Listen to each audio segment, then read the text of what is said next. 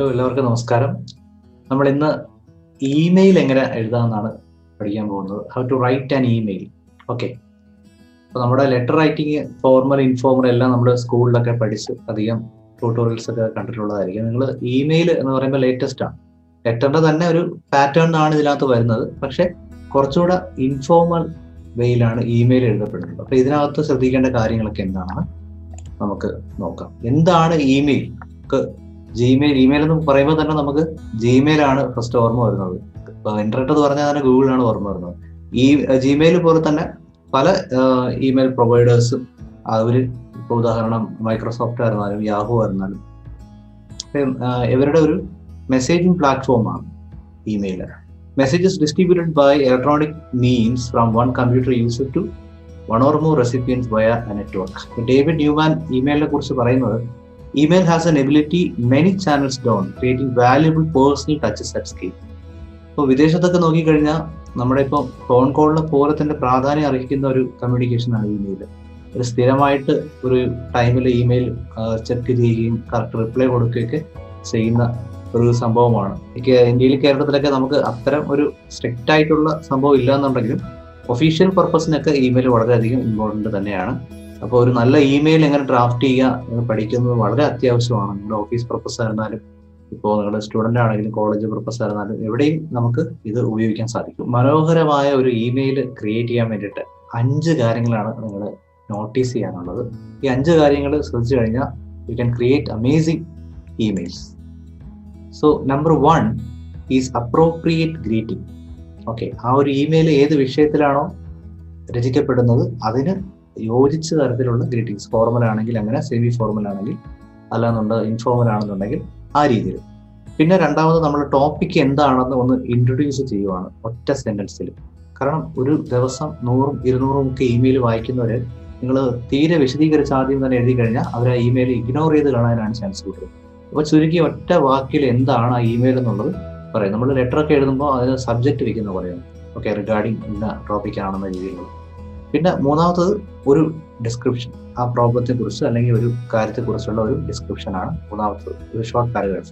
നാലാമത്തെ call to action. Call to action എന്ന് പറഞ്ഞു കഴിഞ്ഞാൽ ഈ ഇമെയിൽ കൊണ്ട് അവരെന്ത് ആക്ഷനാണ് എടുക്കേണ്ടത്, വായിക്കുന്ന ആൾ എന്താണ് നിങ്ങൾക്ക് ചെയ്തു തരേണ്ടത്, അതാണ് കോൾ ടു ആക്ഷൻ എന്ന് പറയുന്നത്. മാർക്കറ്റിംഗിലൊക്കെ യൂസ് ചെയ്യുന്ന സംഭവമാണ് ശരിക്കും. പിന്നെ അഞ്ചാമത്തത് നമ്മൾ സൈൻ ഓഫ്, നമ്മുടെ സ്നേഹത്തോടെ അല്ലെങ്കിൽ സിൻസിയർലി എന്നൊക്കെ പറയുന്ന പോലെ ഇമെയിലിനകത്ത് സൈൻ ഓഫ് എന്നാണ് പറയുന്നത്. അപ്പോൾ ഈ 5 കാര്യങ്ങൾ ഞാനൊന്ന് ഹൈലൈറ്റ് ചെയ്യാം. 5 കാര്യങ്ങൾ ഏതൊക്കെയാണ്? Greeting, introduction, details, call to action and sign off. So 5 major things you have to notice while you are writing an attractive email. Okay, അപ്പോൾ നമുക്ക് ഓരോന്ന് എങ്ങനെയാണ് എന്ന് നോക്കാം. അപ്പോൾ ആദ്യത്തെ അപ്രോപ്രിയേറ്റ് ഗ്രീറ്റിംഗ്സ് ആണ്. വളരെ ഫോർമൽ ആയിട്ടുള്ള ഒരു ഇമെയിൽ ആണ് നിങ്ങൾ എഴുതുന്നതെങ്കിൽ നമ്മളവിടെ ഡിയർ എന്ന് യൂസ് ചെയ്യും.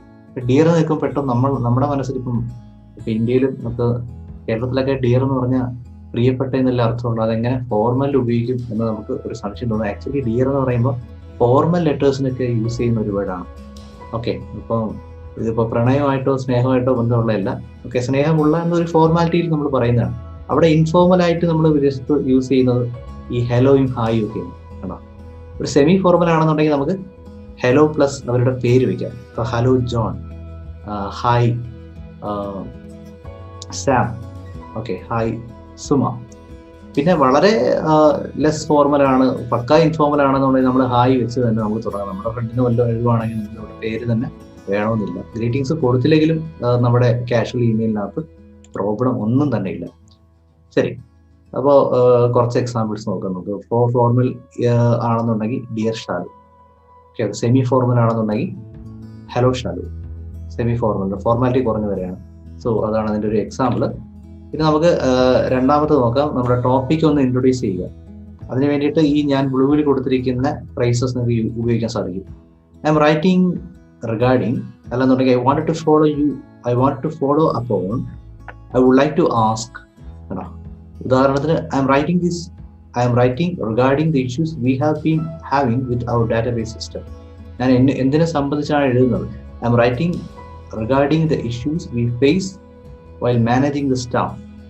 ഏത് രീതിയിലാണ് നമ്മുടെ ആ ഒരു വിഷയത്തെ നമ്മൾ പ്രസന്റ് ചെയ്യുക എന്നുള്ളതാണ്. താഴെ ഇതിന്റെ എക്സാമ്പിൾ കൊടുക്കുന്നുണ്ട്. I wanted to follow upon our meeting last week and confirm our plans for this month. Now, I would like to ask about the new budget and whether this will affect our department. പുതിയ ബഡ്ജറ്റിനെ കുറിച്ചും അത് affect ചെയ്യുമോ എന്നുള്ളത് കാര്യം ചോദിക്കാനാണ്. അപ്പോൾ ഒറ്റ വാക്കിൽ തന്നെ കാര്യം പിടികിട്ടി. ഇനി അങ്ങോട്ട് ഇമെയിൽ എന്താണ് പറയുന്നത് എന്നുള്ളത് ഒറ്റ സെന്റൻസിൽ തന്നെ നമുക്ക് പിടികിട്ടി. ഇത് തന്നെ ഒരു പ്രോബ്ലം, ഒരു കംപ്ലൈന്റ് പറയുകയാണെന്നുണ്ടെങ്കിൽ നമുക്ക് യൂസ് ചെയ്യാൻ പറ്റിയ ഫ്രേസസ് ആണ്. ഐ എം കൺസേൺഡ് അബൌട്ട്, ഞാൻ വളരെയധികം വ്യാകുലയാണ്. The number of 6 days staff have been taking recently. Okay, സിക്ക് ലീവിനെ കുറിച്ച് ഞാൻ വളരെയധികം വെറീഡ് ആണെന്നുള്ളത് അതൊരു പ്രോബ്ലം, ഒരു കംപ്ലൈന്റ് പറയുവാണ്. ഇത് ഫോർമലാണ്. പിന്നെ I need to bring something to your attention, ഈ കുറച്ച് കാര്യങ്ങൾ നിങ്ങളോട് പറയാനുണ്ട്. അതാണ് ഫസ്റ്റ് ലൈനിൽ തന്നെ മെൻഷൻ ചെയ്യുക. ഇതേ സംഭവം തന്നെ നമുക്ക് കാഷ്വൽ ആയിട്ട് എഴുതുമ്പോൾ അല്ലെങ്കിൽ കുറച്ചുകൂടെ ഫോർമാലിറ്റി കുറച്ച് എഴുതുമ്പോൾ എങ്ങനെയാണ് എഴുതേണ്ടത്? Do you know when the staff managing issues will be fixed? ആദ്യം തന്നെ let us confirm our plans for this month. ഈ മാസത്തെ പ്ലാനുകളൊന്ന് കൺഫേം ചെയ്യാനാണ് എന്നുള്ള ആ ഇൻട്രൊഡക്ഷനിൽ തന്നെ വന്നു കഴിഞ്ഞു. അപ്പൊ പിന്നെ ആ ഇമെയിൽ എന്തിനെ കുറിച്ചാണ് എന്നുള്ളത് വായിക്കുന്ന ആൾക്ക് ഒന്ന് മെന്റലി പ്രിപ്പയർ ചെയ്യാൻ സാധിക്കും. പെട്ടെന്ന് വിഷയത്തിലോട്ട് വരുവാണ്. How will the new budget affect our department? പുതിയ ബഡ്ജറ്റ് നമ്മുടെ ഡിപ്പാർട്ട്മെന്റിനെ ഏതൊക്കെ തരത്തിലാണ് ബാധിക്കുന്നത്? ഫസ്റ്റ് ലൈനിൽ തന്നെ പറഞ്ഞു. പിന്നെ അങ്ങോട്ട് വരുന്ന അതിന്റെ ഡിസ്ക്രിപ്ഷനാണ്. നമുക്ക് ക്ലിയർ ആയി എന്ന് വിശ്വസിക്കുന്നു.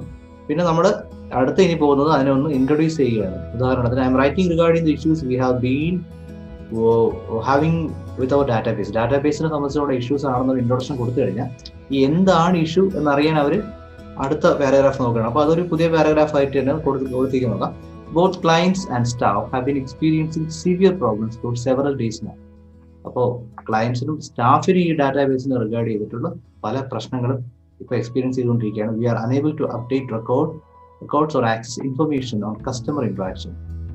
This is costing us large amounts of money, both in time spent trying to fix the problem and in lost sales. അപ്പോൾ സെയിൽസിലും അതുപോലെ ഈ ഒരു പ്രോബ്ലം ഫിക്സ് ചെയ്യാൻ വേണ്ടി എടുക്കുന്ന ക്യാഷും ടൈമും എല്ലാം വളരെയധികം പ്രോബ്ലം ക്രിയേറ്റ് ചെയ്യുകയാണെന്ന രീതിയിൽ അതിനെ വിശദീകരിച്ച് ആ പ്രോബ്ലം എഴുതിയിരിക്കുന്നത്. ഫസ്റ്റ് ലൈനിന്റെ വിശദീകരണമാണ് കൊടുത്തിരിക്കുന്നത്. Okay, description. ഇൻഫോർമൽ ആണെന്നുണ്ടെങ്കിൽ വേറൊരു സ്റ്റൈലിൽ നമ്മളിപ്പോൾ ഇവിടെ കാണാം. I'm concerned about the number of sick days staff have been taking recently. Informal way of presenting the problem. Staff in the IT department have taken a total of 44 sick days so far this month, compared to a total of 23 for last month and just 18 for the previous month. This is affecting our productivity and also placing a lot of stress on the employees who do come to work. അപ്പോൾ ഒരു informal എന്ന് ഉദ്ദേശിക്കുന്നത് ഫ്രണ്ടിന് എഴുതിയ email അല്ല, പക്ഷെ ഈ എഴുതിക്കുന്ന ആള് മേ ബി ക്ലോസ് ആവാം, കുറച്ചുകൂടെ നമ്മുടെ കൊളീഗ് കുറച്ചുകൂടെ, അതായത് തീരെ ഡിസ്റ്റന്റ് ഇട്ടല്ല എഴുതിയിരിക്കുന്നത്, ഒരു ഇൻഫോർമൽ വേ ഓഫ് അഡ്രസ്സിംഗ് ആണ്. ശരി, അത് നിങ്ങൾക്ക് ക്ലിയർ ആയി എന്ന് വിശ്വസിക്കുന്നു. ഇനി നമ്മുടെ മൂന്നാമത്തെ ഏറ്റവും ഇമ്പോർട്ടൻസ് നമ്മുടെ കോൾ ടു ആക്ഷൻ. പലരും ഇത് വെക്കാൻ മറന്നു പോകാറുണ്ട്. എല്ലാം വിശദീകരിച്ചിട്ട് അവരെന്താണ് ചെയ്യേണ്ടത്, ഇമെയിൽ വായിക്കുന്നവർ എന്താണ് ചെയ്യേണ്ടതെന്നുള്ളത് വിട്ടുപോകുന്നു. ഓക്കെ, പിന്നെ അത് രണ്ടാമത് പിന്നെ ഒരു ഇമെയിൽ അയച്ചിട്ട് വേണം ഇത് വിട്ടുപോയി കഴിഞ്ഞാൽ പറയുന്നത്. Add a call to action to explain what you need the other person to do. Please arrange a meeting for all department heads by tomorrow at the latest. Urgent ഒരു കോൾ ടു ആക്ഷൻ ആണ് കൊടുത്തിരിക്കുന്നത്. ദയവ് ചെയ്ത് എത്രയും വേഗം ഒരു meeting arrange ചെയ്യുക. രണ്ടാമത്തെ സെന്റൻസ് നോക്കാം. As a matter of urgency. Okay, ഒരു അത്യാവശ്യം നിലയിൽ you need to contact all the clients who may have been affected by this data breach. അപ്പോൾ ഈ ബ്ലൂവിൽ കൊടുത്തിരിക്കുന്നത് നമുക്ക് യൂസ് ചെയ്യാൻ സാധിക്കും. ഇതൊരു കോമൺ ഫ്രേസ് ആണ്. Please arrange something or please do something, please as a matter of urgency I would like to inform. ഈ രീതിയിലുള്ള അർജൻസി ക്രിയേറ്റ് ചെയ്തിട്ടുള്ള call to action. Call to action എന്ന് പറഞ്ഞാൽ വായിക്കുന്നവർ എന്ത് ആക്ഷനാണ് എടുക്കേണ്ടത് എന്നുള്ളത്. ഓക്കെ, അപ്പോൾ അധികം അർജന്റ് അല്ല, ലെസ് അർജന്റ് ആണെന്നുണ്ടെങ്കിൽ നമുക്ക് ഇങ്ങനെ പ്രസന്റ് ചെയ്യാം. Could you please talk to Matt in the HR department and clarify our options on this. ഈ ഒരു സ്ലൈഡിനകത്ത് ഞാൻ ബ്ലാക്കിൽ കൊടുത്തിരിക്കുന്നതാണ് നമുക്ക് കോമൺ ആയിട്ട് യൂസ് ചെയ്യാൻ പറ്റുന്ന ഫ്രേസ്. കുഡ് യു പ്ലീസ്, നിങ്ങൾ ദയവ് ചെയ്ത് ചെയ്യാവോ? I would like you to design a poster to inform staff about the new policies. I would like, ഞാൻ ഇഷ്ടപ്പെടുന്നു, ഞാൻ ആഗ്രഹിക്കുന്നു നിങ്ങളൊരു പോസ്റ്റർ ഡിസൈൻ ചെയ്യണം പുതിയ പോളിസിയെ കുറിച്ച് സ്റ്റാഫിനെ എല്ലാം അറിയിക്കാൻ വേണ്ടിയിട്ട്. അപ്പൊ ഇവിടെ അത് നാളെ തന്നെ ചെയ്യണമെന്നോ മറ്റന്നാൾ തന്നെ ചെയ്യണമെന്നില്ല, അത് ചെയ്യണം ആസ് ഏർലി ആസ് പോസിബിൾ എന്ന രീതിയിലാണ് വന്നത്. അത് ലെസ് അർജന്റ് ആയിട്ടുള്ള ഒരു കോൾ ടു ആക്ഷൻ ആണ്. ഓക്കെ, പിന്നെ നമ്മൾ ലാസ്റ്റ് ഇതിന്റെ സൈൻ ഓഫ് ആണ്. സ്നേഹത്തോടെ, സിൻസിയർലി എന്നൊക്കെ നമ്മൾ കത്തിൽ എഴുതുന്ന പോലെ നമുക്ക് ഇമെയിലിൽ റിഗാർഡ്സ് എഴുതാം, ബെസ്റ്റ് വിഷസ് എഴുതാം, കൈൻഡ് റിഗാർഡ്സ് എഴുതാം. ഇതില് ഫോർമൽ സ്റ്റൈൽ ആണെന്നുണ്ടെങ്കിൽ ശ്രദ്ധിക്കേണ്ട കാര്യം, ഈ കൈൻഡ് റിഗാർഡ്സ് വരുമ്പോൾ കെയും ആറും ക്യാപിറ്റൽ ആയിരിക്കും. ബെസ്റ്റ് വിഷസ് ഉണ്ടാവും, ബിയും ഡബ്ല്യൂയും ക്യാപിറ്റൽ ആയിരിക്കും, അതുപോലെ ഒരു കോമ വേണം. ആണ് നമ്മൾ ഫോർമൽ ആയിട്ടുള്ള എഴുതുന്നത്. ഇൻഫോർമൽ ആണെന്നുണ്ടെങ്കിൽ ഇവിടെ നമുക്ക് ചിയേഴ്സ്, ടേക്ക് കെയറിൽ സി ഒക്കെ നമുക്ക് സ്മോൾ ലെറ്റർ യൂസ് ചെയ്യാം. ഇൻഫോർമലിറ്റി കാണിക്കുന്നു. ഇൻഫോർമൽ നമ്മളിത് വെച്ചില്ലെങ്കിലും പ്രോബ്ലം ഇല്ല. നല്ല കാഷ്വൽ ആണ്. ഫ്രണ്ട്സിൻ്റെ അടുത്തൊക്കെയാണ് പറയുന്നത്. ഇതൊന്നും അത്യാവശ്യമുള്ള ഘടകങ്ങളൊന്നും അല്ല, അതിൻ്റെ മെയിൻ സംഭവങ്ങൾ മാത്രം നമുക്കവിടെ എക്സ്പ്ലെയിൻ ചെയ്താൽ മതിയാകും. ഓക്കെ, അപ്പോൾ ഒന്നുകൂടെ നമുക്കൊന്ന് പെട്ടെന്ന് റിവിഷൻ ചെയ്യാം. ഓക്കെ, 5 കാര്യങ്ങളാണ് ഇമെയിലിനകത്ത് വരുന്നത്. നമ്പർ 1 ഗ്രീറ്റിംഗ് ആണ്. നമ്പർ 2 എന്താണ് ഇമെയിൽ എന്നുള്ളത് ഒരു ഇൻട്രൊഡക്ഷൻ സെന്റൻസ് ആണ്. മൂന്നാമത്തത് ഒരു ഷോർട്ട് പാരഗ്രാഫ്, ഇമെയിൽ ആ ഒരു ടോപ്പിക്ക്, നിങ്ങൾ കൊടുത്ത ടോപ്പിക്കിനെ കുറിച്ചുള്ള ഒരു ചെറിയ വിശദീകരണം. ഓക്കെ, പിന്നെ നാലാമത്തെ എന്ത് ആക്ഷനാണ് അവർ എടുക്കേണ്ടത്. പിന്നെ 5ാമത്തെ appropriate sign off. So these are the things you have to take care. Greeting, introduction, details, call to action and so we will just see a sample email. നമുക്ക് ഡിയർ സിനി എന്ന് പറയുന്നത് നമ്മുടെ ഗ്രീറ്റിംഗ്സ് ഉപയോഗിക്കുന്ന ഒരു ഫോർമൽ ആണ്. Okay, അപ്പൊ dear ശ്രദ്ധിക്കുക, informal അല്ല, ഫോർമൽ ആയിട്ടാണ് യൂസ് ചെയ്യുന്നത്. I need to bring something to your attention. Many staff are being impunctual in our office. So എനിക്കൊരു കാര്യം നിങ്ങളുടെ ശ്രദ്ധയിൽപ്പെടുത്തേണ്ടതുണ്ട്. വേറൊന്നുമല്ല, നമ്മുടെ സ്റ്റാഫുകളൊക്കെ വളരെയധികം ലേറ്റായി ഡിലേ കാണിച്ചിട്ടാണ് ഓഫീസ് ടൈമിൽ വരുന്നത് എന്നുള്ളത് പറയുക. അപ്പോൾ കാര്യം പിടികിട്ടി വായിച്ചാണ്. ഇനി അതിൻ്റെ എക്സ്പ്ലനേഷൻ കൊടുക്കുകയാണ്. Their work depends on proper time man. If we start in a delayed manner, it would surely affect our projects and the growth of the firm. I trust that you can see that it is better to take action now rather than after something goes wrong. അപ്പോൾ എത്രയും വേഗം തന്നെ ഒരു action എടുക്കണമെന്ന് ഞാൻ അപേക്ഷിക്കുന്നു. കാരണം എന്തെങ്കിലും ഒരു പ്രശ്നം വന്നിട്ട് അതായി ഇതായി എന്ന് പറഞ്ഞിട്ട് കാര്യമില്ല. ഇത് നമ്മുടെ അതിൻ്റെ ഒരു എക്സ്പ്ലനേഷൻ ആണ്. അവസാനത്ത് നോക്കി, I suggest that we make a strict rule that punch-in time must be fixed time for all and that the team head would make sure that his or her teammates are starting on time.